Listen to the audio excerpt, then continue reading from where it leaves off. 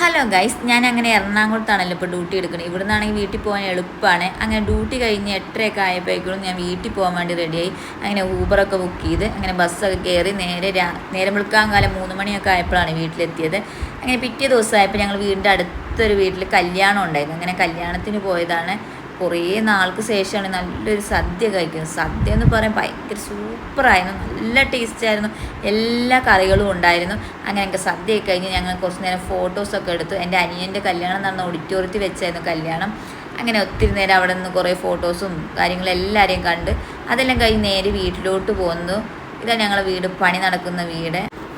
അങ്ങനെ അവിടെ അതെല്ലാം കണ്ട് കുറേ നേരം അവിടെ തന്നെ നിന്നു. പഴയ ഞങ്ങളെ വീടൊക്കെ എനിക്ക് ഓർമ്മ വരികയായിരുന്നു. അങ്ങനെ ടൈൽസും പണിയൊക്കെ കഴിഞ്ഞിട്ടുണ്ട്. അവിടെ നിന്ന് കുറേ പഴയ കാര്യങ്ങളൊക്കെ ഓർത്ത് കുറച്ച് നേരം വീഡിയോസൊക്കെ എടുത്ത് നേരെ ഞങ്ങൾ എൻ്റെ അനിയത്തിക്ക് ഡ്രസ്സ് വാങ്ങിക്കാനുണ്ടായിരുന്നു. അവർക്ക് എന്തോ ഫംഗ്ഷനും കാര്യങ്ങളൊക്കെ ഉണ്ട്. അങ്ങനെ അവളെ കൂടെ ഡ്രസ്സ് വാങ്ങാൻ പോയി. പിന്നെ നേരെ നെസ്റ്റോയിലേക്ക് പോയി. കുറേ കാലമായി ഞങ്ങളെല്ലാവരും ഒരുമിച്ച് ഇതുപോലെ യാത്രയൊക്കെ ചെയ്തിട്ട്. അങ്ങനെ നെസ്റ്റോയിൽ പോയി കുറേ സാധനങ്ങളൊക്കെ ഓർഡർ ചെയ്ത് ഫുഡൊക്കെ കഴിച്ച് നല്ല അടിപൊളി ടേസ്റ്റിലെ കുറേ ഫുഡുകളൊക്കെ കഴിച്ചു കേട്ടോ. അങ്ങനെ രാത്രി ആയപ്പോഴും പാത്തുവിന് ഇൻസ്റ്റയിൽ 100K അടിച്ചതിൻ്റെ ഒരു ചെറിയൊരു കേക്ക് മുറിയൊക്കെ ഉണ്ടായിരുന്നു. അനിയത്തി സർപ്രൈസായിട്ട് വാങ്ങിച്ചതായിരുന്നു. എൻ്റെ ആച്ചുമോൾ അതെല്ലാം മുറിച്ച്